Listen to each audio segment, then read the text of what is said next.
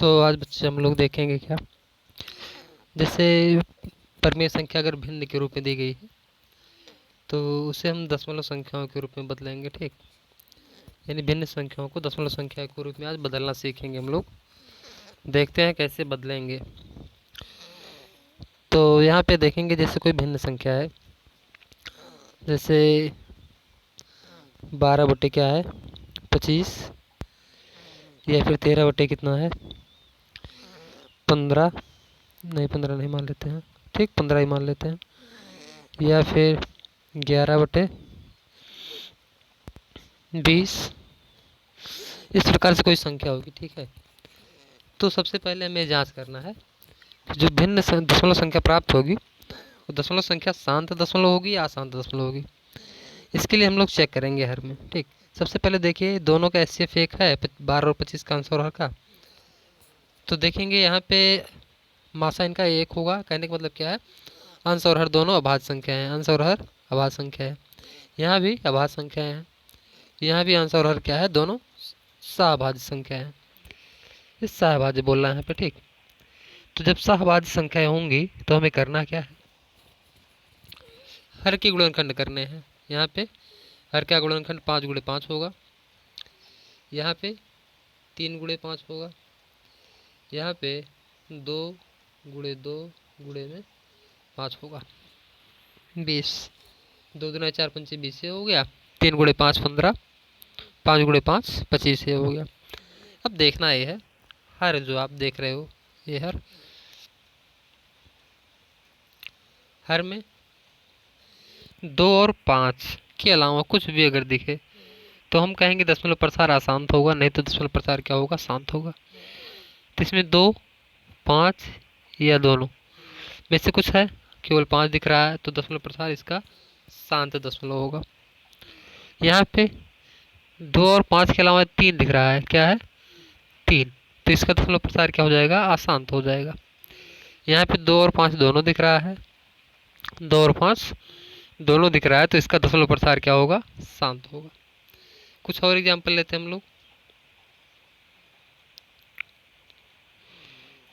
कुछ और एग्जाम्पल में जैसे मान लो कि हमने ले लिया है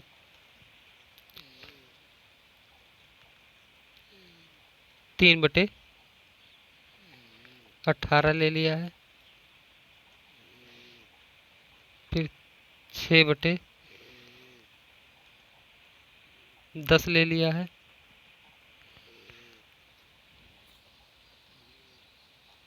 1/200 ले लिया है। ठीक, इस प्रकार से तो वही काम हमेशा करेंगे, पहले सिंप्लीफाइड रूप में लिख लेंगे, तो है नहीं है, तो 3 दूना 6 और 3 छक 18, तो 2 बटे कितना आ गया, ये 6 आ गया। हर का एलसीएम हर के अभाज्य गुणनखंड लिखेंगे 2 × 3, 6 को कितना लिख सकते हैं 2 × 3।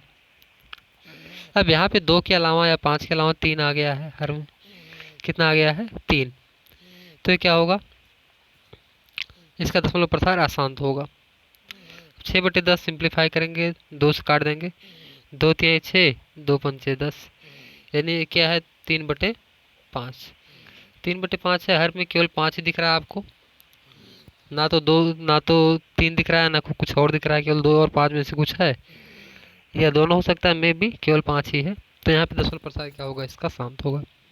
ऐसे यहाँ पे 200 है, तो इसका दशमलव प्रसार कैसे करेंगे, हर को क्या लिखेंगे 2 × 2 × 2 गुणे में 5 गुणे में 5, ये होगा। तो यहाँ पे देखिए 2 और 5, हर के गुणनखंड में केवल 2 और 5 दिख रहा है, तो इसका भी दशमलव प्रसार क्या होगा, शांत होगा। और एग्जाम्पल ले लेते हैं हम लोग 11/70 ले लेते हैं, या फिर 13/110 ले लेते हैं। ठीक, तो यहाँ पर देखिए हर के अभाज्य गुणनखंड करते हैं, सिंप्लीफाइड रूप में लिखा गया है। यहाँ पे 11 और 70 सहभाज्य संख्या है, 13 और 110 सहभाज्य है। 70 को लिखेंगे 2 गुणे 5 गुणे 7, 2 पंच 10 थे 70। यहाँ पे लिखेंगे क्या 110 को 2 गुणे 5 गुणे 11, 2 पंच 10 और 11 110 हो जाएगा। तो हर में देखिए 2 और 5 के अलावा यहाँ पे क्या दिख रहा है 7, 2 और 5 के अलावा क्या दिख रहा है 7, तो क्या होगा दशमलव प्रसार अशांत होगा। ऐसे इसमें भी 2 और 5 के अलावा यहाँ पे क्या दिख रहा है 7 दिख रहा है, तो इसका भी दशमलव प्रसार क्या हो जाएगा अशांत हो जाएगा।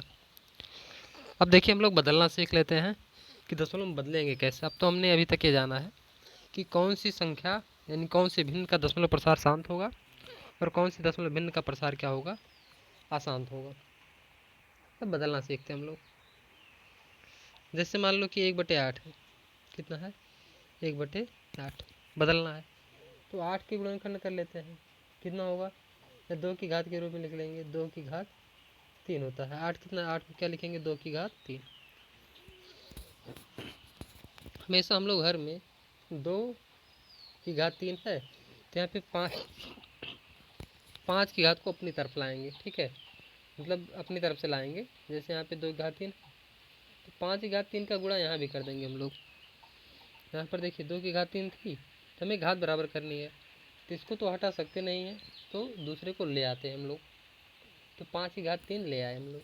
अब नीचे लाए हैं तो ऐसा तो गलत माना जाएगा, फिर ऊपर भी ले आते हैं 5 की घात 3। जितना नीचे रखेंगे अपनी तरफ से उतना ऊपर भी रखेंगे। तो जो 5 की घात 3 है अंश में, इसका मतलब होता है 125। और यहाँ पर देखिए जब भी 2 और 5 एक साथ आ जाए तो इसका मतलब होता है 10, अगर एक घात है। लेकिन यहाँ पे 3 घात है तो 3 जीरो, 3 घात है तो 3 जीरो हो गया।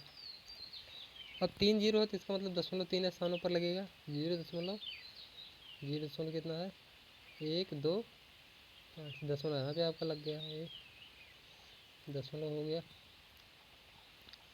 तो ये हो गया 1/8 का दशमलव प्रसार। जो भिन्न दशमलव प्रसार में जिनका बदलाव होगा, ठीक है, जिन भिन्नों को हम दशमलव शांत दशमलव में बदल सकेंगे केवल उसको यहाँ पे बदलेंगे। अब आगे देखते हैं कोई और भिन्न ले लेते हम लोग। जैसे 3/2 की घात 2 गुणे 5। अब देखिए यहाँ पे 2 की घात 2 है और 5 अकेले है। यहाँ पे 5 को भी 2 की घात यानी 5 की घात भी हमें 2 करना है। 5 की घात 2 करने के लिए क्या करेंगे यहाँ पे हम लोग 5 का गुणा करेंगे तो 2 5 घात यहाँ पे कितनी हो जाएगी 2 हो जाएगी। तो अगर नीचे गुणा किया तो गलत हो गया अभी, फिर ऊपर भी गुणा कर लेंगे सही करने के लिए, अभी सही हो गया। ऊपर कितना हो गया 3 पचे 15 और हर में क्या होगा 2 घात यहाँ पे 2 घात यहाँ पे यानी 2 जीरो लेंगे हम लोग और 1। अब आगे क्या करेंगे 0.15, 2 अंक पे दशमलव लग गया। अब ध्यान देना बच्चे यहाँ पे, हाँ हो सकता है कोई सोच रहा हो कि ये तो 15 तो 100 से कटेगा, लेकिन आप काटना नहीं यहाँ पे, क्योंकि यहाँ पे हमें जीरो लाना, जीरो से भाग देना आसान होता है, ठीक। तो लंबी विभाजन प्रक्रिया नहीं करनी पड़ी आपको, आप ऐसे देख के बता सकते हो कि दशमलव कहाँ लगेगा। अगर आप काट देंगे 5 से अगर 100 को तो फिर समस्या आएगी। आगे देखते हैं क्वेश्चन। हम लोग ले लेते हैं 13/2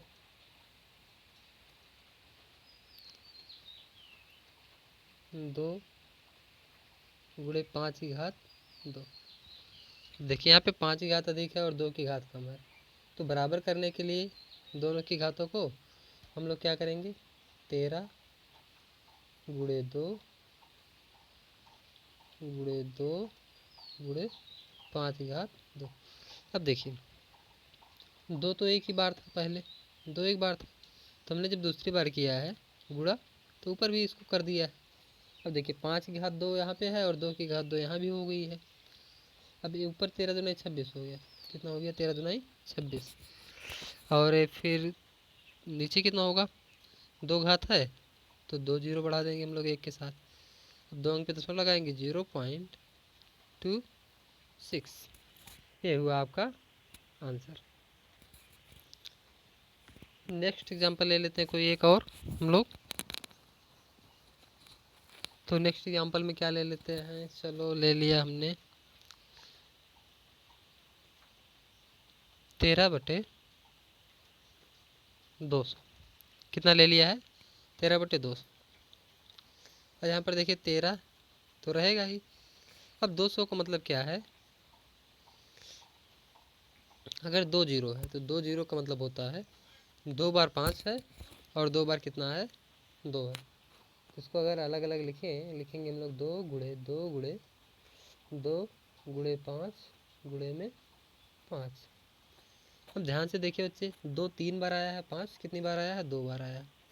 तो एक 5 और बढ़ा लेते हैं हम लोग, तो 13 गुणे 5। तो यहाँ पे अब क्या आएगा, 2 की घात 3 गुणे 5 की घात 3। एक 5 का गुणा किया तो एक 5 का नीचे भी गुणा करेंगे हर में भी, तो 5 कितनी बार हो जाएगा, 1 2 बार पहले से, 3 बार हो जाएगा। अब 13×5 होता है 65। 3 घात है तो इसका मतलब क्या है, 1 के बाद 1 2 3 जीरो बराबर क्या है, 3 अंक पे दशमलव लगाएंगे, 0.065। कितना आ गया, 0.065। देखिए यहाँ पे चूंकि अंक तो 2 है, लेकिन हमें दशमलव कितने स्थान पर लगाना है, 3 लगाना है। 3 पे लगाना है, 3 करने के लिए एक 0 हम लोग लगा लेंगे अपनी तरफ से, फिर दशमलव लगाएंगे। उम्मीद है इतनी चीज़ें आप लोग समझ में आई होंगी। और कुछ आप लोग होमवर्क अभी दे देते हैं आपको, आप लोग करके दिखाएंगे इस वीडियो को देखने के बाद। चलो होमवर्क आप नोट कर लो, यहाँ पे मैं लिख देता हूँ, 1/20। देखिए जो होमवर्क में दे रहे हैं सबका दशमलव प्रसार जो होगा शांत होगा, आपको इसको दशमलव में बदलना है, लेकिन भाग नहीं देना है।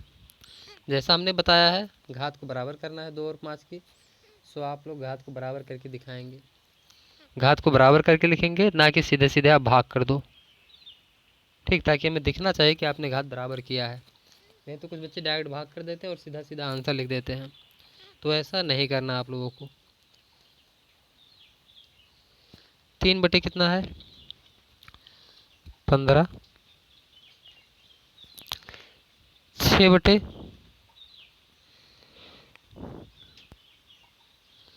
75। 6 बटे कितना है, 75 है।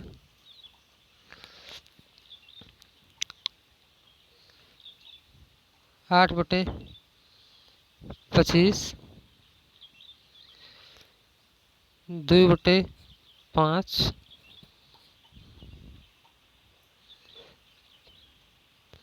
बस केवल 5 क्वेश्चन, 5 आप लोग करके दिखाओ, इतना काफ़ी है। तो आज के लिए केवल इतना ही है, सो आप लोग करेंगे इसको।